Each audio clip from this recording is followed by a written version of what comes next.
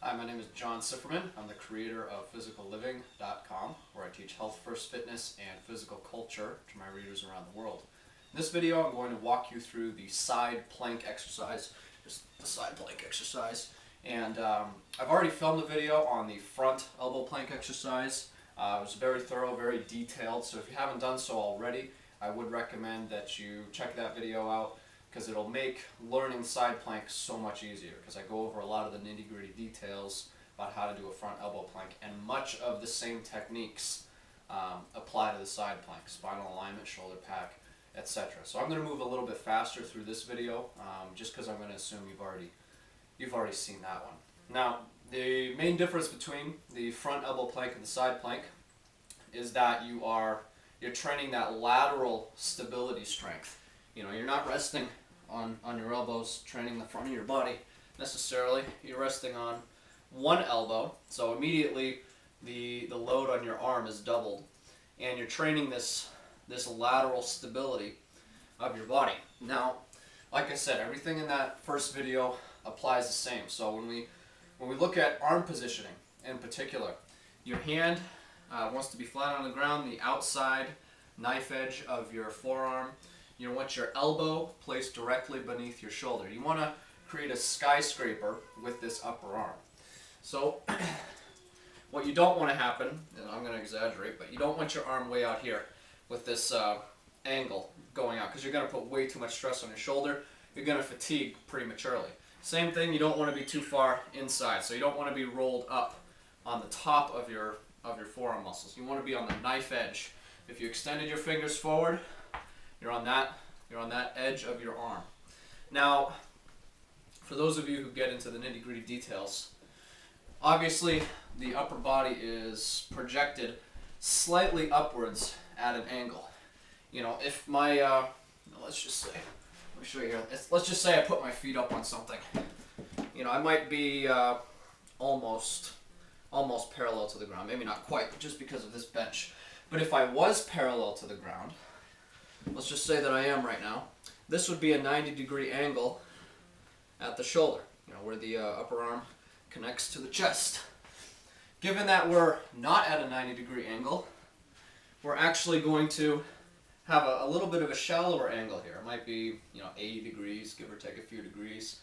But it's important to keep that in mind, because most people will fatigue at the shoulder joint when they're doing planks, and it's usually because they have a suboptimal position. That's why I want to drill into you that you want your elbow stacked directly beneath your shoulder, and you want that to be like a pillar or like a skyscraper, resisting gravity as straight up as possible. Any deviation, any angle of that shoulder joint, and you're going to fatigue prematurely. You don't want that to happen. So, just like in that front elbow plank exercise, you want to be evenly distributed, most of your weight pressing down directly through the bottom of your elbow, right here. Not the point of your elbow, but the bottom of your elbow. So you're going to find that you want to distribute your body weight slightly forward onto your forearm, just a little bit. You don't want to be too far forward on your hand. You can see me, I want him to put a hand down, just because that's so much more pressure on the elbow. So you want to be aligned perfectly straight down. And likewise, you also want to keep that shoulder packed. Now with the front elbow plank, the shoulders are packed down straight on your rib cage. It's a little bit easier to think about shoulder pack when the hands are in front of you. It's just because we're used to working here. We're not really used to strengthening movements out to the side here. And this is the position for your elbow out to the side. You know, if we're planking, if I was planking up against a wall, this would be the position. Now with this shoulder pack, it's the same exact thing. You want to keep your shoulder pack down, and then you want to bring your arm up and press that into the ground. You don't want your arm to shrug upwards.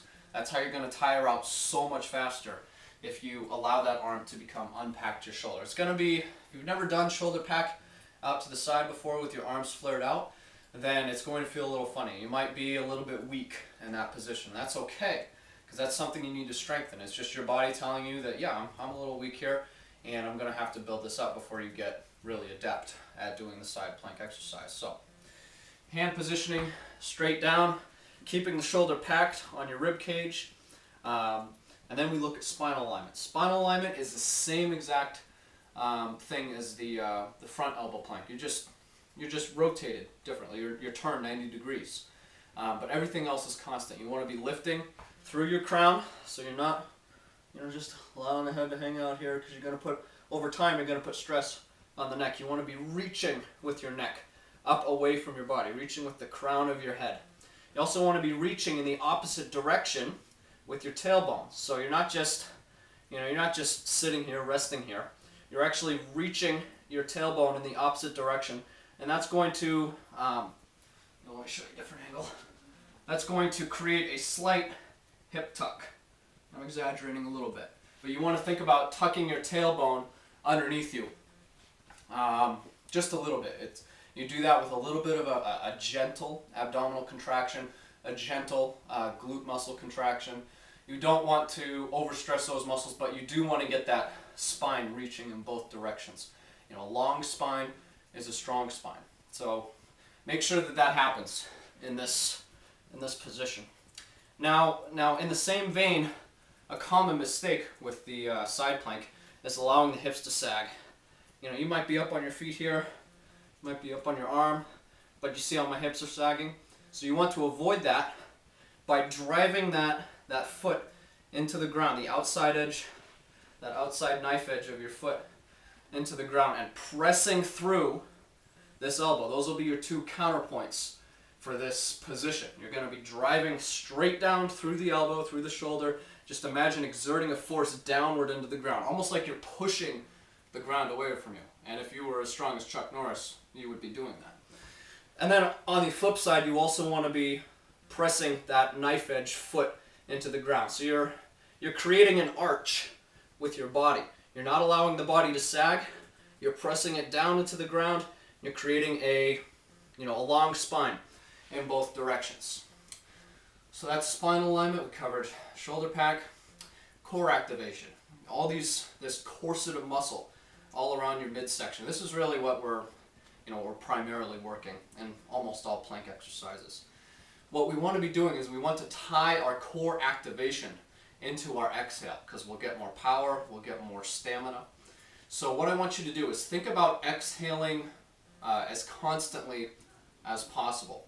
You want to keep a steady exhale going, and allow an inhale to get sucked in when you need to, but you're only going to maintain a very shallow breath in your lungs. You're not gonna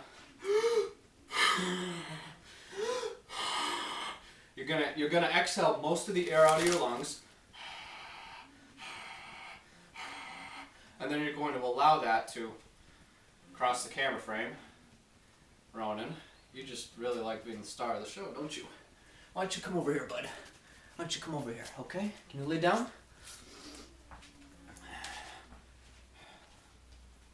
Good boy. He responds better to hand signals. Where was I? So you're going to keep a shallow breath in your lungs, and you're going to keep exhaling it out. So you never want to inhale everything in, because it's gonna throw off your alignment. It's gonna over-oxygenate your blood. You're gonna get lightheaded eventually. You want to keep most of the air out of your lungs. So while you're here, while you're driving straight down through your arm, driving straight down through your feet, allowing your spine to remain as neutral as possible, reaching with your tailbone, contracting your abs, contracting your glutes, you're gonna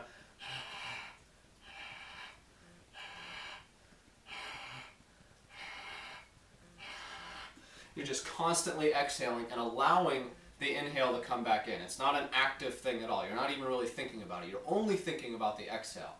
And the exhale will serve two purposes. One, it's going to relax all the tissues that are unnecessary to perform the movement. And two, you should be exhaling in combination with this core contraction. So you're keeping your core tight with the exhale. Because when you really exhale,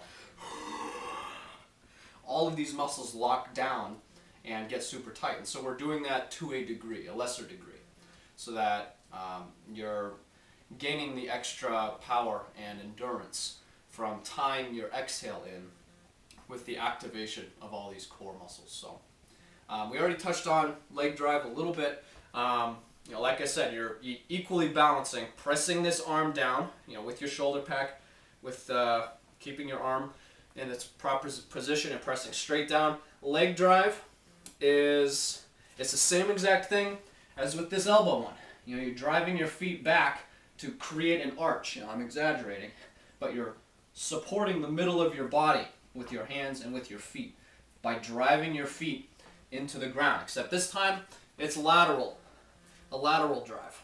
So you're driving the outside part of your foot into the ground. And if this is too uncomfortable on your feet, you can just bring one foot in front or one foot behind, and you get a little bit less stress on that foot.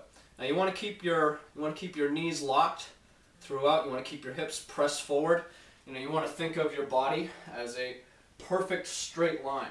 If I make sure you can kind of see, I'm not deviating to the back. I'm not deviating to the front. I don't have my feet out in front. It's a different plank exercise for another time. You want to be a straight line, reaching with your crown. And I think that those are all the basics of plank exercise. It's getting warm in here. Of the side plank exercise. So, key things to keep in mind, just in summary: driving straight down through the shoulder, creating a pillar that is 100% perpendicular to the ground. You want to think about packing your shoulder down, lengthening your spine, tucking your tailbone underneath with an exhale, which is going to also contract your abdominal corseted muscle, your glutes a little bit. Like I said, pressing your hips forward, and then you're going to be also driving through the outside edge of that foot. So that's how to do a side plank. The right way, the optimal way to get the most benefit out of the exercise as possible. Getting a growing collection of these plank videos. I'm thinking that some of you guys and gals are going to need some more advanced planks in the future. This is a good step in the right direction. The side plank is definitely more challenging than the front elbow plank, and hope you try it out. I hope you like it, and if you keep practicing, maybe I will give you some more advanced variations. You ever tried a plank that involves a rotation of the spine, or resisting rotation of the spine, that is? I'll give you, that's just some food for thought. So, this is John Sifferman from physicalliving.com.